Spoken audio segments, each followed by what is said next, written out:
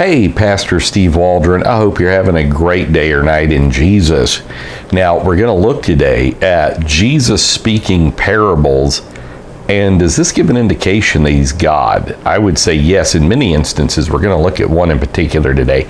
So thank you for being with us. Join us daily. Share with your friends, family, church family. Hit the bell notification when you subscribe. And please check out all our other videos on the channel. We have several thousand. So Matthew 13, verses 34 and 35. Let's see what Jesus said. This is what Jesus said here in Matthew 13, verses 34 and 35. It says, "All these things Jesus spake unto the multitude in parables, and without a parable spake he unto them." Without a parable spake he not unto them.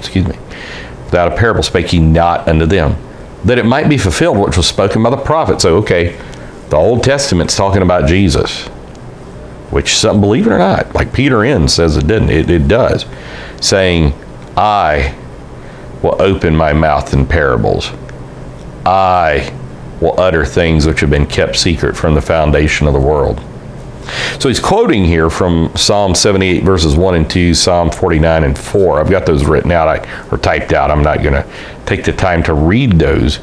But notice this is a theme in the book of Matthew, that God inspires Matthew to constantly write. Jesus is inserting himself into the Old Testament. So let's read that again.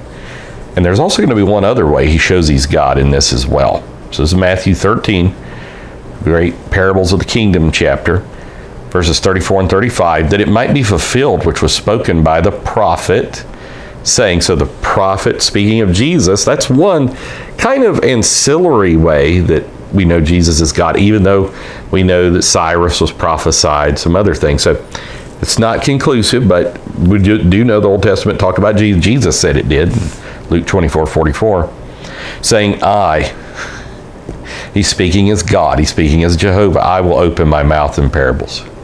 I, who's the I? Go to the context of Psalm 78, 1 and 2, Psalm 49, 4. It's Jehovah God. "I will utter things that have been kept secret from the foundation of the world." Now, remember, he's the lamb slain from the foundation of the world. What is that? Revelation 13 or something.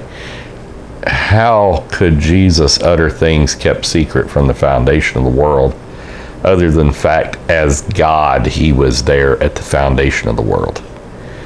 So he inserts himself in scriptures, and trust me, they pretty much, especially the Jewish authorities, knew exactly what he was claiming, because the book of John is pretty famous on this. You know, they're constantly trying to kill him for various things, including claiming to be God. You know, before Abraham was, "I am." You're not yet 50 years old, you know, and all this. So he's the I, speaking as God, and then he's speaking things kept secret from the foundation of the world as God.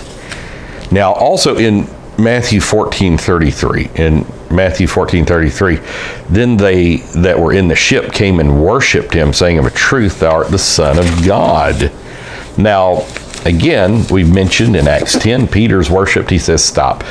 John worships an angel in the book of Revelation, the angel says, stop. Jesus never said stop. And this wasn't just worship. You can look up the Greek word here, if Matthew is in fact written in Greek. Many think it was either Aramaic or Hebrew. Many would say it was in various languages.